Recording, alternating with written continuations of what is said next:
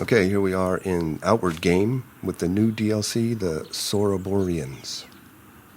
This is how you get there. You go to one of these traveling merchant guys, and he'll take you there for 200 silver and some rations. And here we are in our Harmattan. I sort of skipped ahead a little bit here. I'm at the player house. I'm going to set up a little camp here to get things started. If you put a campfire inside any city, it'll stay there permanently. So make sure you want to put it where you want to put it. Outside the city, they'll disappear after a while. So that's where you come in over there, that door over there. There's this cool little market here. There's different things you can get, as usual, just like in all the other cities. Some of them have new stuff, though. So they have the same old stuff, but they also have new stuff.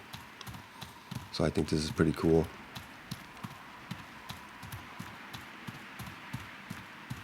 Now this character has no mana, as you can see. I just have health and stamina. And that's okay, because there's a ley line right here in the city. You don't have to go to the Magic Mountain in Chersoneso if you don't want to. This guy has new stuff. He has stuff that can be enchanted. That looks pretty fun. Armor and some weapons that take enchantments.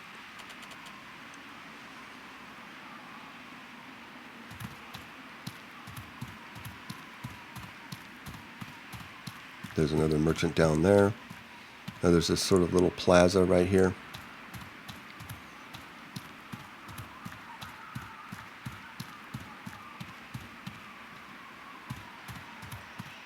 And there's the Soroboreans Academy.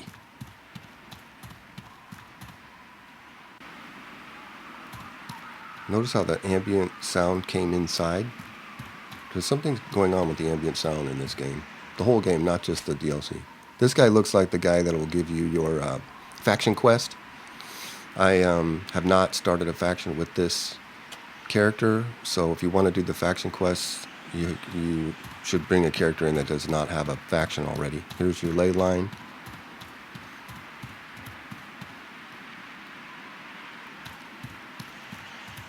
Here's the ley line right here. You can come right here to get your mana.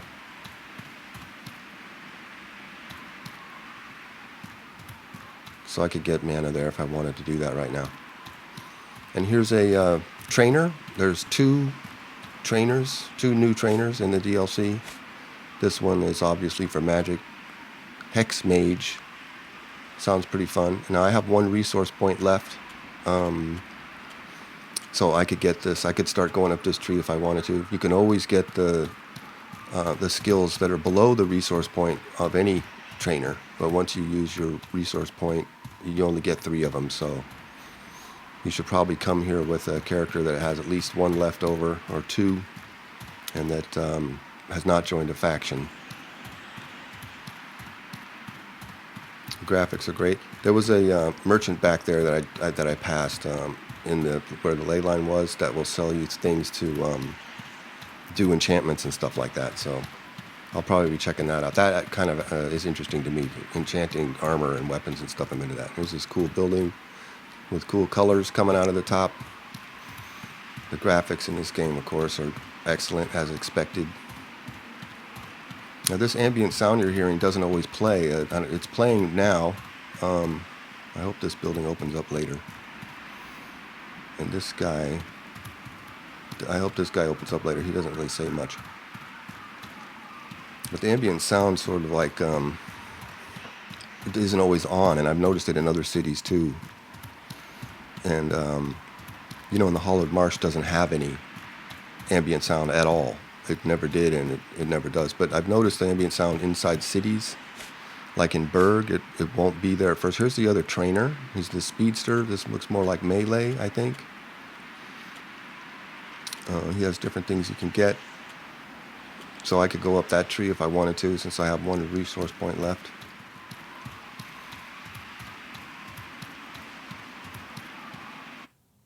So the ambient sound was playing in the city, but it usually doesn't. And now there's this different ambient sound outside here, which sounds exactly like the ambient sound in Chersonese and the Emmerich Forest, which is fine. It's just that it's weird that it's a different sound from what was in the city. So I'm not sure what's going on with that. That's my one complaint about the game, is the ambient sound. And I was hoping that after the DLC, the Hollowed Marsh would have an ambient sound, because that would be so cool. Swamp sounds. I mean, that would be fun to make and fun to have in the game, I think. But it's not that big of a deal.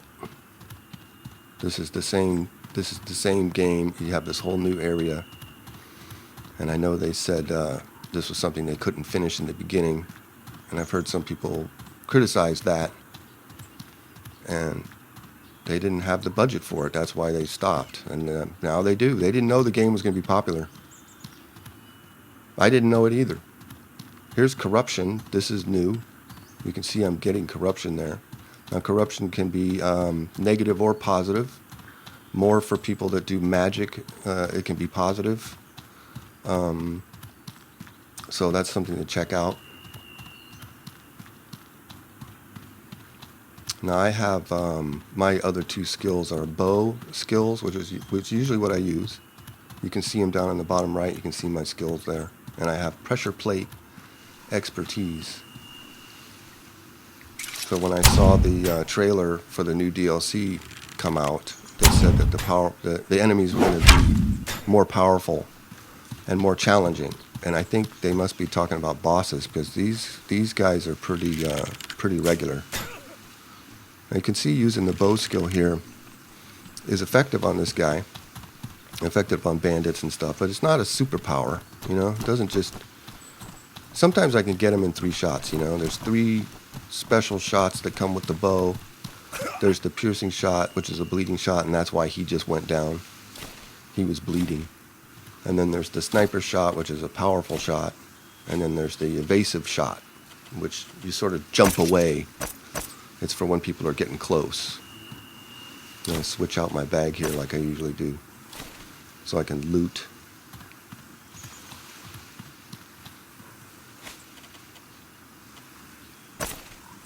So the bow is very effective in with bandits and hyenas and you know, regular enemies and creatures you may find around.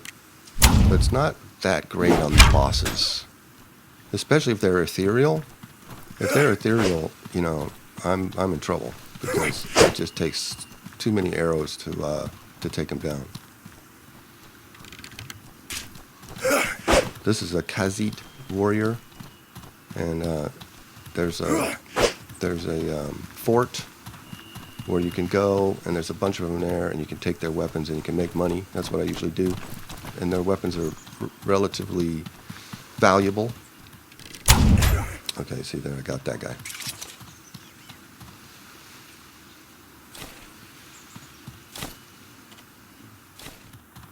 So there's lots of cool stuff to find out in the world. I'm still really close to Harmattan. I'm just sort of venturing out, you know, close by.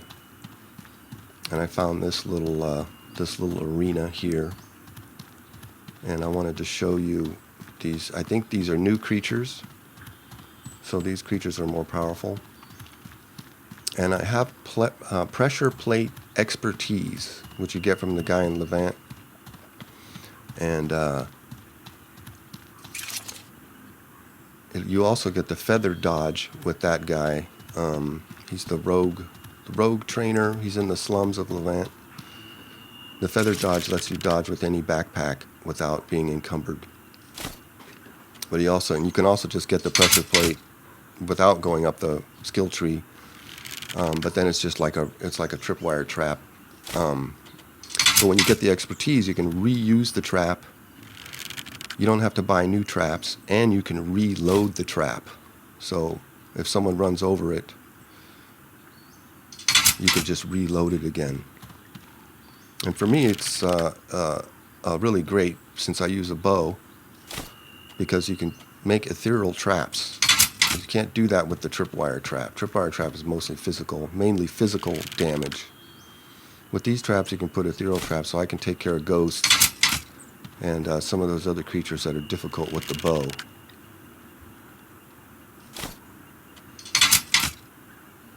It's different ammo from the Tripwire Trap.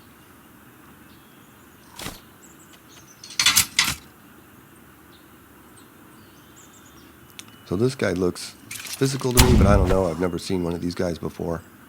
You can see my bow did hardly anything. It just made him mad.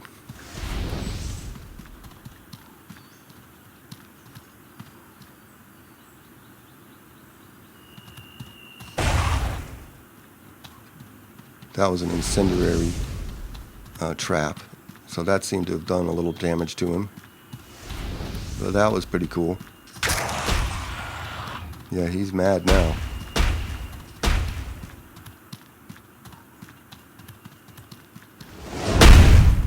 So let's get him to walk over this one. Come on now. Right there. I'm glad that other creature, there's another creature over there. I'm glad he didn't come over after me. He or she, I can never tell if they're he or she.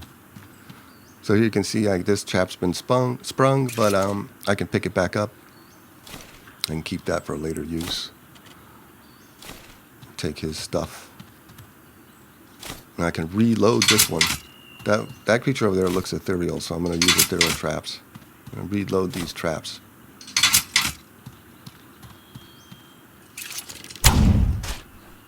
You can see the bow doesn't do anything. Well, that shot did something.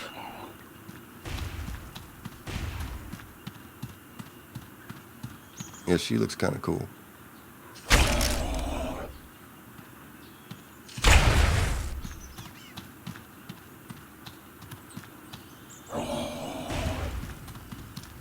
And that little thing she shot at me is following me.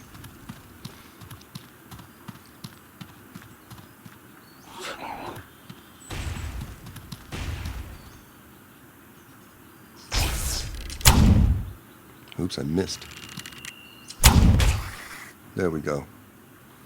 So you can see if you have some of your skills, whatever skills you use, if you've been playing the game, you can see that these enemies aren't too hard.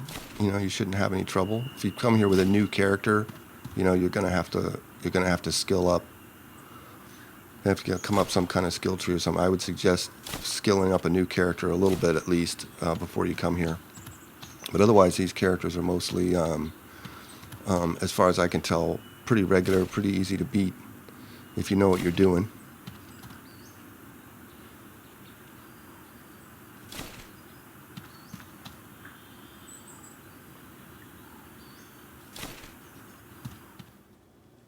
So here we are back in Harmattan, and you can hear the ambient sound is gone.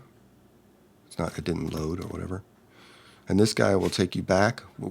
Wherever you see this guy, he will take you to Harmattan, or he will take you back for 200 silver and some rations.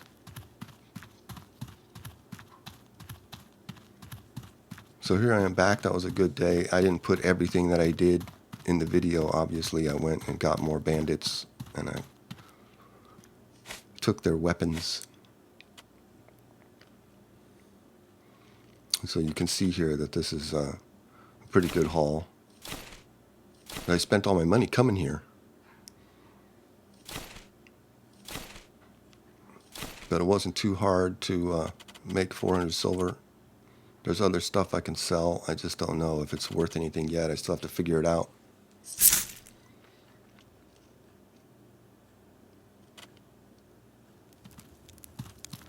And so here I'm back at the player house. I've got my little camp set up.